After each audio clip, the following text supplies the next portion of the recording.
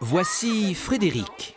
Au milieu de ses copines, c'est une petite fille comme les autres. Elle va à l'école, elle sourit, elle marche. Et pourtant, à 10 ans, elle ne pèse que 17 kilos. Elle vit avec une tige de titane dans le dos, un appareil pour respirer la nuit. Frédéric souffre d'une maladie génétique, la sélénopathie. Elle a toujours besoin de quelqu'un à la maison, comme à l'école. Fiscaux. Elle m'aide à écrire quand je suis fatiguée. Elle m'aide à monter les escaliers. Elle m'aide à porter mon sac et c'est tout. T'es souvent fatiguée? Oui.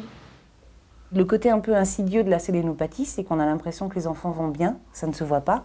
Quand on regarde Frédéric, on n'a pas l'impression qu'elle a une maladie génétique. Et pourtant, pour descendre de son lit, il faudra une aide pour s'assurer qu'elle ne tombe pas. Ouvrir une bouteille d'eau, si la bouteille d'eau n'est pas ouverte au préalable, Frédéric, elle ne pourra pas boire. Aujourd'hui, le combat de ses parents, c'est faire reconnaître leur fille comme personne handicapée à plus de 80%. Leur dossier médical est complet, en leur faveur, mais pour l'administration, son handicap n'est pas suffisant. Conséquence, moins d'aide, moins de droits et des parents contraints à porter l'affaire devant les tribunaux.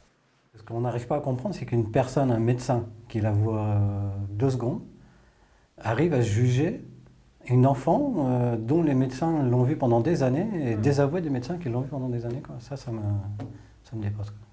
Ben c'est surtout qu'aujourd'hui, avec son papa, on se dit que là, c'est nous qui nous battons pour Frédéric parce qu'elle est mineure, mais on se dit qu'à 18 ans, en plus de sa pathologie, il faudra aussi qu'elle se batte dans des démarches administratives pour faire valoir ses droits.